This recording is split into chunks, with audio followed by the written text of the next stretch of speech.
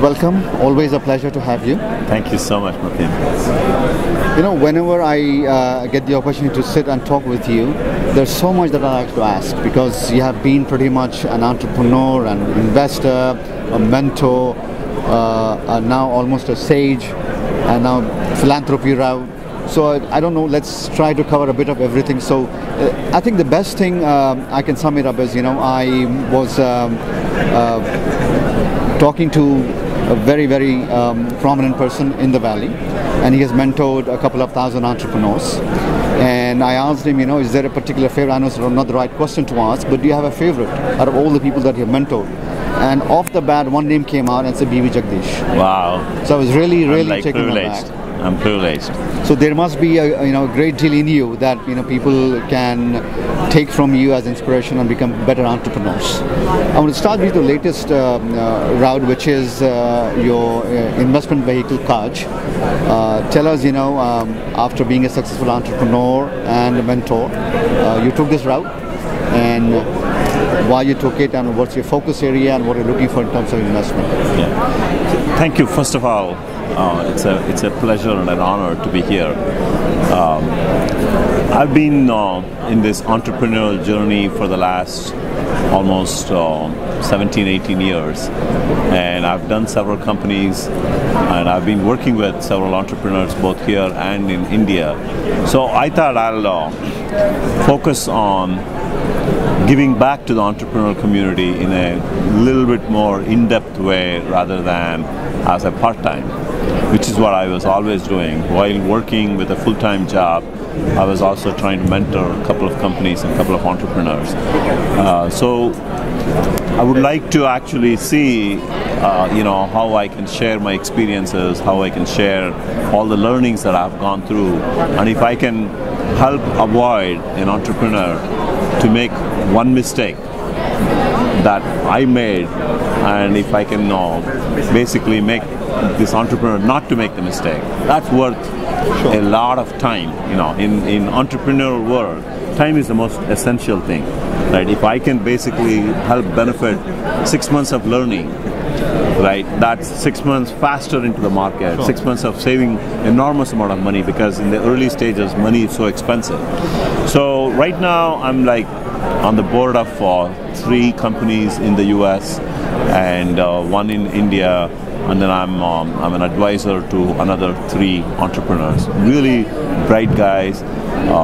Some are very, very disruptive in its thinking, and some of them already have the product, and in fact some of them are going through exponential revenue growth already.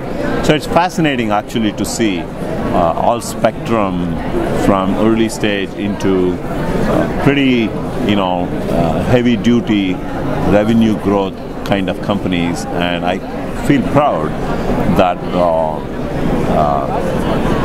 even today the spirit of the entrepreneurism has not slowed down at all. So during our times when we were trying to do the companies in mid-90s to now, with all the resources that are available, all the capital that's available, you would think that it's a lot more easier to be an entrepreneur, but it's not. The challenges are still the same, the issues are still the same, the learnings are still the same, and that's the beauty in this field, right? So if I can help mentor many of these guys, and if many of these guys go and mentor more number of people, you sort of create that fan-out effect. But you named only a handful of people that you're actually investing with or sitting on the boards with or mentoring. That means the qualification is very tough to come to you. I'm trying to understand, what are you then looking for in people? I'm sure there are tens of people who come to you every day with requests. How do you pick out those nuggets? I mean, you're taking a chance like everybody else, but I'm sure you're doing it with a lot more care. So I'm trying to understand, what is the Jagadeesh model of mentoring and investing? This is actually the most complex part in the investment part of the business, because when you are running the company yourself, you're pretty much controlling your destiny. When you're investing, all that you could do, right, is to advise and tell the entrepreneur that you are heading in the wrong direction, you need to correct it. And then it's ultimately up to the entrepreneur to take the corrective step. So This is essentially the partnership that an investor and an entrepreneur need to get on early on itself. And if that partnership is not there, you're better off actually not investing in that company. So the number one thing, right, that I look for is the quality of the person, not necessarily just from the technological innovation perspective, but ability to listen, ability to read things and synthesize and you know, ability to take decisions the right way, right? So usually when I meet an entrepreneur, I don't just jump and invest. I take about 4 to 6 months, work with entrepreneurs, spend quite a bit of time, and see if I can add value and if the entrepreneur is willing to listen to take that value.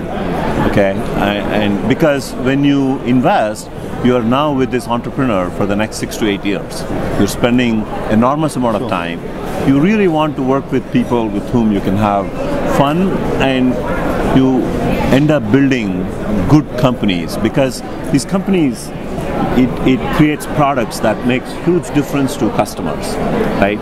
It creates employment for thousands of people, and it creates wealth for lots of people. So you have a power of actually making a difference to thousands and thousands of people, and you want to make sure that the effort that you're going to spend is not going to just go waste. You know, in the last 3 years, as the conference is focused this year on big data and SDI and mobility, the big trends happening, and of course you can't miss social media. This is, you know, the evolution is pretty fast, pretty steep. You know, before you realize it's almost taking, you know, leaps and bounds. When you look at the current technology and the entrepreneurs that are coming up with solutions and products for this, is there a particular strategy or methodology you use to focus on these technologies? So one thing I don't do is essentially companies that are primarily focusing around consumers. So I say no. From an investment point of view, and perhaps maybe even taking an active role perspective, right? I might advise, I might spend some time, I do the advice part of it, but I don't really take a deeper role in a consumer-centric kind of company. That's primarily because I don't have the expertise.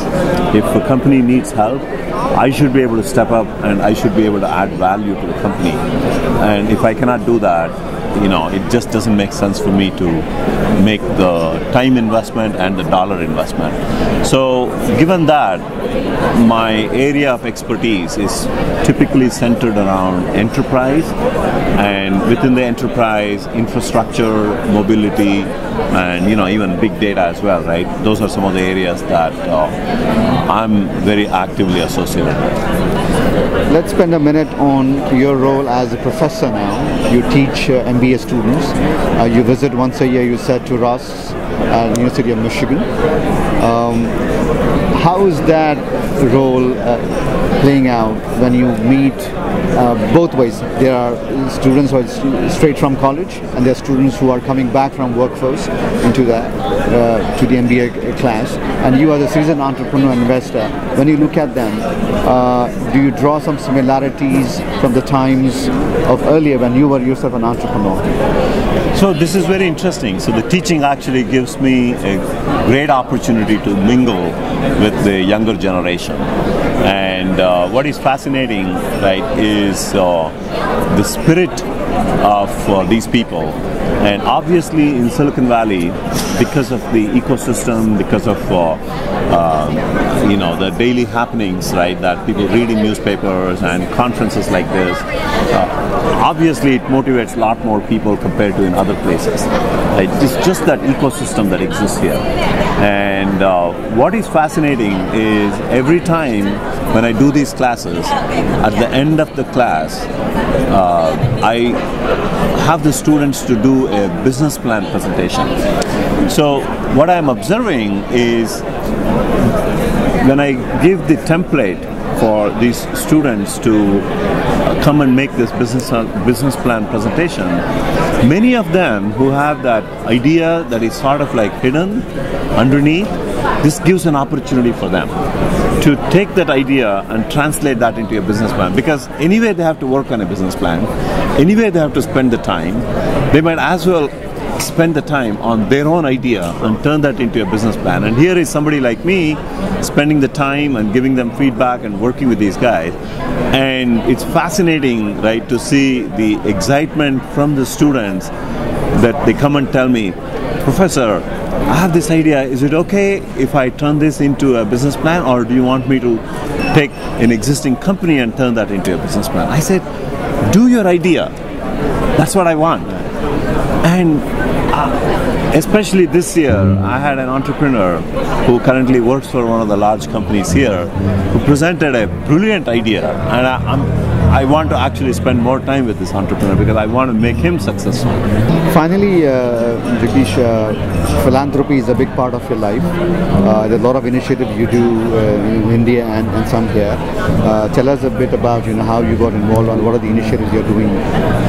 So primarily on the philanthropy side, our major focus is on the education, right? And these days I've touched a little bit of healthcare as well. So education is something that I always believe, if someone like me coming from a village, right, with no resources, no background, financial strength and things like that, right, if someone like me can make it happen given the opportunities, right, that means there are so many others who could potentially do the same thing. So the best avenue for these underprivileged kids is to give them education and make them play in this level playing field. Then it's up to them, right? Who can shine and come out of that and become an entrepreneur, become a successful person. Ultimately it is left to that individual. And that's the reason as to why we are involved across the whole spectrum of education, starting from basic level where kids are fed during the midday programs, or to giving literacy, or to giving high school education, or to giving even scholarship at the higher education level, right? So we pretty much cover the entire spectrum from zero to engineering level, and our hope is that we would be able to produce some of these bright kids and give them a fair opportunity for them to compete in this world. And I'm pretty sure that in the long run, some of these would shine, would become entrepreneurs, would make a difference to the society in a larger way. Again, it's a great opportunity and wishing you all the best. Thank you so much. It's always a pleasure. Thank you.